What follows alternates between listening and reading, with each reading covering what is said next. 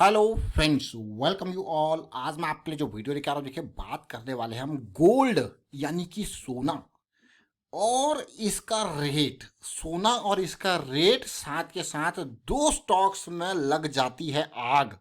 जब सोने का रेट बढ़ता है तो ये दो स्टॉक्स में क्यों आग लगती है, आपके मन में जरूर क्वेश्चन होगा। तो फॉर्मूला समझते हैं, और ये बात मैं पहली बार नहीं, बार बार हजार बार आपको कहते आया हूं। कमोडिटी और उसका उससे रिलेटेड उससे डिराइव्ड स्टॉक्स जैसे क्रूड ऑयल का ओएनजीसी से, गोल्ड का किससे है ऐसा रिश्ता, उसको भी समझेंगे। और आगे बढ़ने से पहले मैं आपको बता दूं, अगर आपने अब तक इन चैनल को सब्सक्राइब नहीं किया तो जल्दी से सब्सक्राइब कर लें, बेल आइकन को प्रेस कर लें, जिससे आपको नोटिफिकेशन आती रहेगी। और प्राइस एक्शन सीखने के लिए आप मेंबरशिप ज्वाइन कर सकते हो, ज्वाइन बटन पर क्लिक करके। और इस वीडियो के माध्यम से आप बहुत ही इंपॉर्टेंट चीज़ और सीखने वाले हो, उसको भी देखेंगे। और साथ के साथ इंडिया के अंदर सोना बहुत है, बहुत मतलब इस तरीके से गोल्ड है, अगर वो सर्कुलेशन में आ जाए तो इंडिया की इकोनॉमी कहाँ पहुंच जाएगी आपको पता नहीं। क्यों? क्योंकि गोल्ड है बट वो सर्कुलेशन में नहीं है, वो घरों में दबा हुआ है। अगर सर्कुलेशन में कैसे आएगा? अब कहीं डिमोनेटाइजेशन की बात याद कर रहे होंगे, भाई 8 नवंबर है, इस पैसा दबा हुआ सारा निकाल दिया, कहीं सोना ना निकाल दें। तो ये देखिए, एक बार उस टाइम पे ऐसी बातें भी चली थी। लेकिन मैं अगर कहूँगा कि हाँ, इंडिया के अंदर जब वो लॉकर्स में जाता है, बैंक के लॉकर्स में आपका गोल्ड जाता है, तो वहाँ पे वो सर्कुलेशन में आ गया मतलब। लेकिन आपके घरों में अगर दबा होता है तो वो सर्कुलेशन में नहीं होता है। तो चलिए समझते हैं। ये आप जरूर समझ गए होंगे कि किस तरीके से लिंक्ड है, और इंडिया के अंदर बहुत सोना है। लेकिन आज मैं आपको ये सोने के प्राइस को दिखा रहा हूँ। देखिए, ये सोने का प्राइस, सबसे पहले मैं आगे बढ़ने से पहले, स्टॉक्स के ऊपर जाने से पहले, ये आप देखोगे ये गोल्ड के प्राइस है यूएसडी में। और ये ओआंडा वाली एक्सचेंज है, और साथ के साथ मैं यहाँ पे यूज कर रहा हूँ ट्रेडिंग व्यू का आपका वेबसाइट। अब मैं सबसे पहले आपको ना, बाकी सारी चीज़ें खत्म होने से पहले एक बहुत इंपॉर्टेंट टाइम जोन आपको शेयर करना चाहूँगा। वो है एनजीटी, मैं इसको कहता हूँ न्यूयॉर्क जोन टाइम। दो इंपॉर्टेंट टाइम्स जो हमारे लिए होते हैं अगर एक्शंस के लिए, एक होता है लंदन जोन टाइम एलजेटी, और एक New York zone time. Bank Nifty को हम देखते हैं कि हाँ एलजेटी पे, क्योंकि हमारे हिसाब से वो 1 से 1:30 बजे के अराउंड बैठता है, तो बहुत ही बेहतरीन रहता है। और उसी की तरीके से अगर आप गोल्ड को ट्रेड करते हो, क्रूड ऑयल को ट्रेड मतलब कमोडिटीज में ट्रेड करते हो, तो आपके लिए ये न्यूयॉर्क जोन टाइम जो है वो बहुत इंपॉर्टेंट होता है, जिसको हम एनजेटी कहते हैं। क्यों? क्योंकि यहाँ पे आता है मोटा पैसा। सबसे ज़्यादा पैसा कहाँ है, इसके ऊपर भी हमने काफ़ी डिटेल में वीडियो क्रिएट की थी कि सबसे ज़्यादा पैसा अमेरिका में है, और अमेरिका की मार्केट बहुत ही इंपॉर्टेंट है। तो अमेरिकन मार्केट के जो स्टार्टिंग के आवर्स होते हैं वो कौन से आवर्स हैं, आप ये देखिए। ये देखिए, आप देख रहे होगे ना, हर बार ये गोल्ड का है। ये देखिए, ये गोल्ड के डिटेल्स है। आप देखोगे कि यार ये हो क्या रहा है, यही 3 से 4 घंटे है, इन्हीं में ही सबसे बड़ा वॉल्यूम देखने को मिल रहा है, और हर दिन। तो आपको प्राइस को न केवल हॉरिजेंटल हिसाब से, बल्कि अगर टाइम एक्सिस पे भी देखो तो ये 4 घंटे, 3 से 4 घंटे ही है। आपको मतलब दिन भर मार्केट में बैठा नहीं रहना होता है। आप ये देखिए, ये कौन सा टाइम है, अगर इंडियन टाइम के हिसाब से अगर आप देखोगे ना, तो ये टाइम आता है आपका 6 बजे से लेके 7-8 बजे तक का टाइम होता है। ये मेन टाइम है। 5 बजे से थोड़ा सा स्टार्टिंग होती है, फिर 6-6:30 बजे वो और एक्टिव होता रहता है। आपको यार वाह। तो ये क्या है, एनजीटी न्यूयॉर्क जोन टाइम। और इसके बारे में मेंबरशिप वाली सीरीज में हमने काफ़ी डिटेल में जो है डिस्कशन कर रखी है। चाहे न्यूयॉर्क टाइम की बात करें, एशियन रेंजेस की बात करें, और एशिया जो टाइम है उसमें ज़्यादा इतना बड़ा मैनिपुलेशन नहीं देखने को मिलता, जनरली वहाँ पे शांत होता है। लेकिन ये जो न्यूयॉर्क और लंदन है ना, ये भैया पैसा आता है यहाँ से। पैसा आप देख रहे हो, ये वॉल्यूम कितना बड़ा जनरेट हो रहा है। आपको क्या, हाँ यार, यहाँ तो मतलब कि यहाँ बहुत सारे लोग, बहुत ज़्यादा एक्टिव यूजर्स हैं जो कि मार्केट में जो है इन्वेस्ट करते हैं। आप देखिए, अब ये 4 आवर का चार्ट, ये 1 आवर का चार्ट है। अभी मैं इसको 4 आवर में भी आपको दिखा सकता हूँ। देखिए, अब इसको देखोगे, impulse correction, impulse correction, impulse correction, फिर क्या बनेगी, इम्पल्स। आपको क्या, वाह क्या सिचुएशन है। तो ये छोटी छोटी चीज़ें जरूर है, लेकिन अगर आप देखोगे यहाँ पे किस तरीके से गोल्ड की इम्पल्स बनी थी, और आज जो है क्या इंडिया में स्टॉक्स ने कमाल कर दिया। कौन से वो स्टॉक थे? आप कहोगे यार, इस गोल्ड से लिंक्ड कौन से स्टॉक है? भाई सिंपल बेसिक 2 स्टॉक तो कुल है इंडिया के अंदर। ये देखिए, एक आपका है मुथूट फाइनेंस लिमिटेड, मेजर जो 2 स्टॉक्स है वो, जो कि बढ़िया बड़ा मार्केट कैपिटलाइजेशन है इसका, ये 8 से 9% भागा। दूसरा स्टॉक कौन सा है? मनप्पुरम फाइनेंस। ये 2 स्टॉक्स को हम मेजर आपके लिए कवर करते हैं। और आप देखिए, आज ही नहीं, ये देखिए अगस्त 11 का वीडियो है ये, how gold prices impact stocks. इसमें भी देखिए मनप्पुरम की बात करी थी, क्योंकि उस टाइम पे सीधे गोल्ड का प्राइस गिरा था, और ये स्टॉक्स भी धड़ल्ले से नीचे आए थे।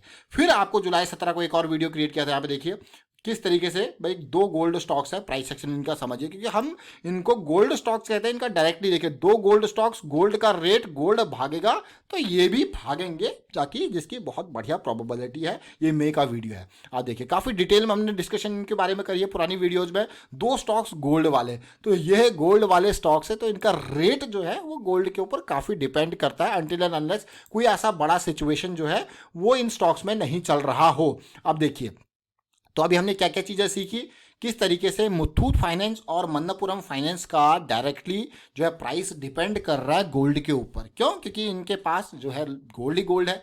जब इनके पास गोल्ड ही गोल्ड है, वही इनके लिए एक बहुत बड़ा एसेट है, उसी के थ्रू ये कमा रहे हैं। और दूसरा हमने यहाँ पे बात करी न्यूयॉर्क टाइम जोन और लंदन एलजीटी, और मैं कहूँगा एनजीटी की बात करिए, और उसके बारे में मैं कहूँगा आप डिटेल में मेंबरशिप वाली वीडियोस को देखिए और समझिए। और आप खुद देखेंगे तो आप देखिए ये सारा जो बड़ा वॉल्यूम है ना, जो नॉर्मल वॉल्यूम से कहीं ऊपर का वॉल्यूम है, ये सारा वॉल्यूम अगर आप तसल्ली से देखोगे तो वही 3 से 4 घंटे हैं जहाँ पे मोस्ट एक्टिव काम होता है। और यहीं पे ही ये देखिए, ये यहीं पे ही बड़ा बड़ा आपका वॉल्यूम जनरेट होता है, तो प्राइस भी यहीं पे इसी तरीके से एक्ट करता है। तो यहाँ पे बढ़िया अपॉर्चुनिटीज आपको मिलती हैं, आपको हमेशा तैयार रहना होता है इन अपॉर्चुनिटीज को ग्रैब करने। लेकिन इस टाइम पे कई बार अगर मैं यहाँ पे प्राइस को दिखाऊं ना, तो एक्यूमुलेशन के टाइम पे कई बार मैनिपुलेशन भी होती है। अब आपको क्या है, ये कैसी बातें कर रहे हो, एक्यूमुलेशन के साथ साथ मैनिपुलेशन? एक्यूमुलेशन के साथ मैनिपुलेशन, जैसे ये मार्केट आवर्स ओपन, ये देखिए ये बिल्कुल यहाँ पे आप प्राइस नीचे गया, डिप गया, और अगर इसी को ही मैं छोटे टाइम फ्रेम पे लगा दूँ, 15 मिनट में लगा दूँ, आप देखोगे इस पिक्चर को। हाँ, ये देखिए एकदम प्राइस नीचे गया और वापसी हुआ, फिर पुल बैक आया, और फिर ये रिलेट देखिए। अब रिलेट जरूर करके होंगे आप, कैसी सिचुएशन यहाँ पे बनी है। तो ये बहुत इंपॉर्टेंट है समझना किस तरीके से प्राइस एक्शन में जो है एक्यूमुलेशन के दौरान जो मैनिपुलेशन होता है। अब आप कहोगे, कई लोग इसको वाइकॉफ स्प्रिंग के नाम से जानते हैं, कई लोग नॉर्मल कह देते हैं कि एक्यूमुलेशन के दौरान का मैनिपुलेशन। तो ये सब अलग अलग टर्मिनोलॉजीज हैं, बेसिक्स जो है वो कॉमन है। अब मैं आपको सीधे लेके जा रहा हूँ मुथूट फाइनेंस और मन्नपुरम फाइनेंस की तरफ। ये देखिए जरा क्या रिलेशन, देखिए आप कहोगे यार ये तो बहुत बढ़िया बेहतरीन तरीके से करेक्शन चल रही थी, बहुत टाइम से वीकली करेक्शन चल रही थी जो अब पार हुई। अगर मैं पिछली बार की बात करूँ ना, जब हम यहाँ पे इसको समझ रहे थे, तो हमने इस मूव को समझा था, इस करेक्शन को अंडरस्टैंड किया था, इस करेक्शन को, और डेफिनेटली एक बहुत बड़ा मूव कैप्चर किया था ये वाला। और फिर से देखिए ये करेक्शन, और आपको यार ये तो बढ़िया मूव यहाँ पे देने को तैयार है। देख रहे हो इस पार्ट को, और पिछली बार का ये देखिए, मजेदार है कि नहीं? इससे पहले इस मूव को भी हमने यहाँ पे बहुत जल्दी समझ लिया था। तो ये छोटी छोटी चीज़ें जरूर है, लेकिन अपने आप में ये मंथली का टाइम फ्रेम है, मंथली का टाइम फ्रेम बहुत बड़ा टाइम फ्रेम होता है। इसको आप जाइए छोटे टाइम फ्रेम पे देखिए, समझिए किस तरीके की सिचुएशन बन रही है, लेकिन बहुत बड़ा वॉल्यूम जो जनरेट हुआ है उसका सीधे सीधे रिश्ता किससे? सोने से, गोल्ड से। अब मन्नपुरम फाइनेंस को ही देख लीजिए आप, मन्नपुरम फाइनेंस को देखोगे तो कैसी सिचुएशन, ये बहुत बड़ी करेक्शन, ऊपर गया फिर से डाउन यहाँ पे आया, और अभी पिछले 3 महीने से धीरे धीरे करके फिर से पीक पे पहुंच चुका है। अब यहाँ पे मैं एक और इम्पॉर्टेंट पार्ट आपके साथ शेयर करूंगा कि लास्ट टाइम पे जब ये फॉल हुआ था, और हमने जब वीडियो आपके लिए क्रिएट किया था, और इस फॉल को समझाने के लिए किया था कि कैसे गोल्ड के प्राइसेस इंपैक्ट करते हैं। और दूसरी एक और इम्पॉर्टेंट पार्ट मैं आपके साथ शेयर करूंगा, कभी भी हो ये ध्यान रखना, जब आप आरएसआई पे आसमान पे हो, जब आप मूविंग एवरेज से काफ़ी दूर हो, तो फ्रेश इन्वेस्टमेंट अगर आप करते हो तो उसमें रिस्क बहुत ज़्यादा होता है। ये दो चीज़ें, आरएसआई आसमान पे मतलब 80s और 90s की दुनिया में अगर आप हो, पीक पे हो अगर आप आरएसआई पे, और प्राइस देखिए मूविंग एवरेज से भी काफ़ी दूर है, तो आपकी इन्वेस्टमेंट बहुत रिस्की हो जाती है। इस चीज़ को हमेशा समझिए। ऑलवेज ट्राई टू, मैं कहूँगा इन्वेस्ट और try to buy stock near to the moving average. अगर उस टाइम फ्रेम पे नहीं तो छोटे टाइम फ्रेम पे वो कहीं ना कहीं होगा। जब आप छोटे टाइम फ्रेम पे यूज करोगे तो definitely your risk will be minimise, क्योंकि आप रिस्क मैनेजमेंट के लिए और भी छोटे टाइम फ्रेम पे जाओगे। तो इसीलिए हमेशा ये बहुत इंपॉर्टेंट लर्निंग है, इसको समझें, इसको इग्नोर ना करें। आप देखते होंगे अक्सर लोग क्या करते हैं, पीक पे जब स्टॉक चला जाता है ना तब खरीदते हैं, और फिर वो गिरता है, फिर वो कहते हैं नहीं हम ट्रैप हो गए, ऑपरेटर ने हमको फंसा दिया, ब्ला ब्ला ब्ला, बहुत सारी चीज़ें वो कहेंगे डेफिनेटली। बट ये बेसिक है कि आपका रिस्क मैनेजमेंट, जब आप स्टॉक को खरीद रहे हो तो आपने क्या सोच के उसको खरीदा, कितना रिस्क आपने लिया। क्या आप स्टॉक को ये सोच रहे हो कि भैया आपने लाख रुपए का माल खरीदा और लाख के लाख रुपए लगा दिए कि भाई डूब जाए, कोई दिक्कत वाली बात नहीं, तो कि कितना बड़ा ये रिस्क है। हाँ, अगर आपने लाख का माल खरीदा, आपने कहा नहीं भाई मेरा तो मैक्स जो लॉस है वो 10,000 ही है, तो आप 10,000 दे के निकल लोगे, भाई 90,000 में मैं बाकी काम कर लूँगा, ये समझिए। ये बहुत ही इंपॉर्टेंट है। लोग जनरली इग्नोर करते हैं रिस्क मैनेजमेंट को, which is very very very important. मैं कहूँगा रिस्क मैनेजमेंट, अगर स्टॉक मार्केट इन्वेस्टमेंट है सब्जेक्ट टू मार्केट रिस्क, बार बार हर जगह सुनते हो, देखते हो, पढ़ते हो, बट इम्प्लीमेंट करने के लिए भी इसीलिए रिस्क मैनेजमेंट आगे आता है। चलिए फिलहाल वाइंड अप करता हूँ वीडियो को। उम्मीद करता हूँ आपको रिलेशन समझ में आया होगा गोल्ड का और दो स्टॉक्स का। और अगर नहीं समझ में आया तो देखिए पुरानी वीडियोज, कई सारी वीडियोज हमने इस रिलेशन के ऊपर बनाई है। वीडियो अच्छा शेयर कीजिए, लाइक कीजिए, एंड प्राइस सेक्शन देखिए, सीखते रहिए, प्रैक्टिस करते रहिए। Thank you for watching the video.